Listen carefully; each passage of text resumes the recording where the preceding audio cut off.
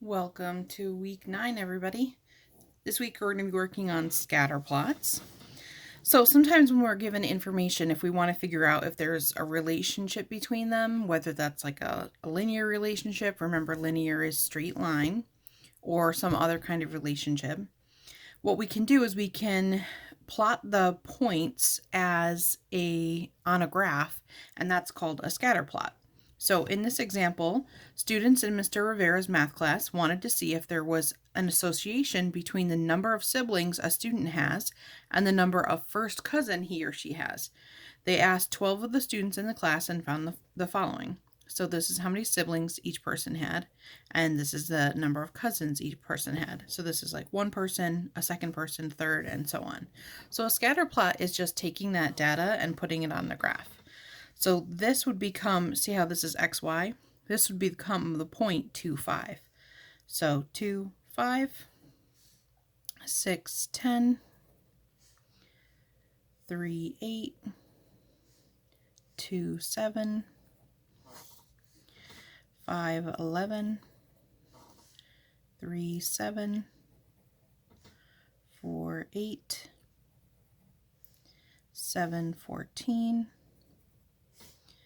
3, 5, 1, 4, 6, 2, 1, 3.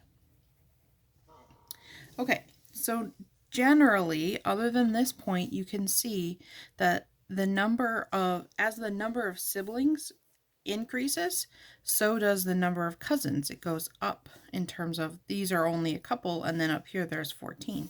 You can see that there's this trend that's happening like this. So that's something that we can see in terms of, does the number of cousins increase as the number of siblings increases? Yes. Do any of the data points appear to be outliers?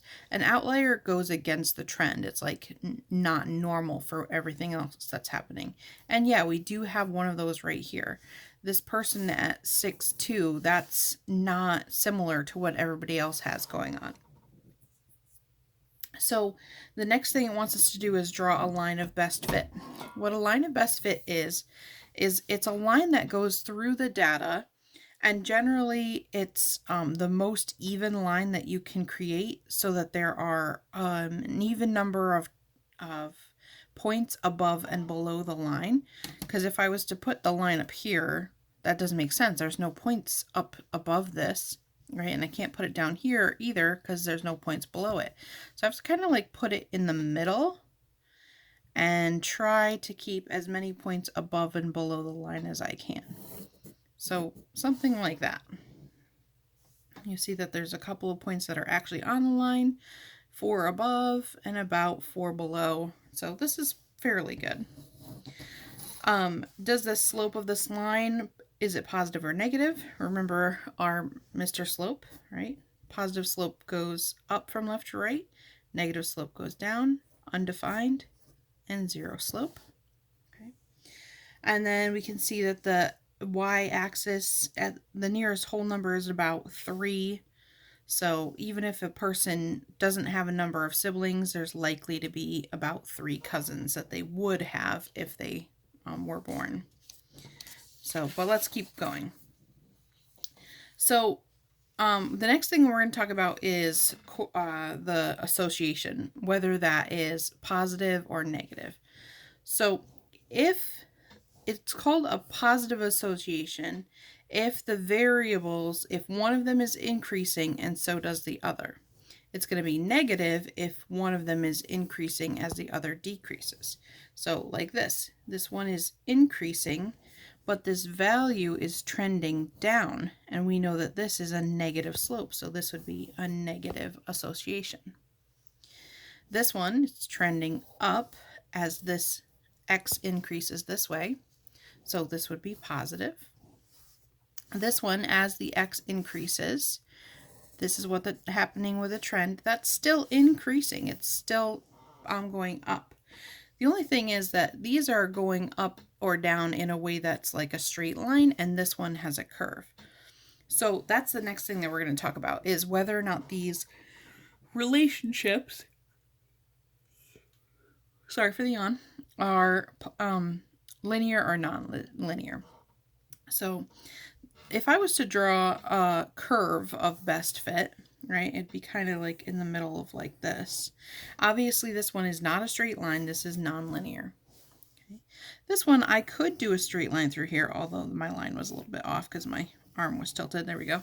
So this one would be linear because you could do a straight line. This one, again, we've got kind of a curve happening. So this would be non-linear. So basically, as a wrap up to this, this would be positive, right? This one is negative. This one has a curve, so this is nonlinear. And this one has a curve, so this would be nonlinear. These would be linear if they had asked us that. The other thing talks about the strength of the data. So what happens is when you're given these data points, they're going to create this line. Sorry, yawn again. We're going to create this line that's like a good model of how these points are interacting with each other. But based on where the points are, you can tell if the relationship is really strong or if it's weak. For example, if we take a look at the bottom here, notice that the line here is straight across. That means that there's no correlation. And that makes sense because these points are kind of all over the place. They don't really have a pattern to them. So there's none. There's no correlation. It's asking us to rank the strength. The closer to the line that the points are, the stronger their correlation would be. And the more spread out they are, the weaker it would be. So if we're going to rank them as weak, moderate, or strong, the strong one is the one where the points are closest to the line. So this one. The weak one is where there is a relationship, but they're kind of like spread out. So that would be this one right here. This is a weak relationship. A moderate relationship is when there's a pattern, but it's kind of a little more compact than the weak relationship and not as compact as the strong relationship. So this one is moderate.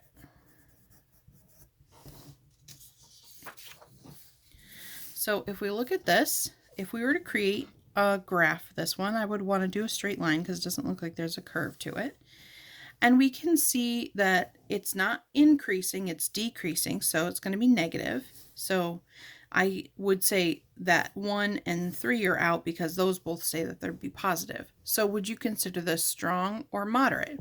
I would say that these points are not very close to this line, so I would say that this is moderate and negative. All right, so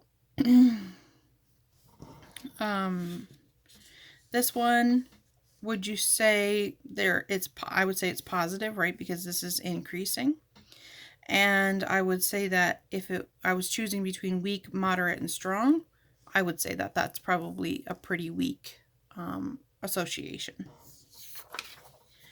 So what do you think for these? Is it positive or negative? Hopefully you're thinking positive. Is it weak, moderate, or strong? Well, if I'm comparing these three, this one's going to be the strong one, this one's moderate, and this one is weak. Is this positive or negative? Well, negative, it's going down from left to right. Is this one positive or negative? It's going up from left to right, so positive. Let's keep going. So strong, weak, or moderate for these. What do you think? So I would say this one is strong, this one is moderate, and this one is weak.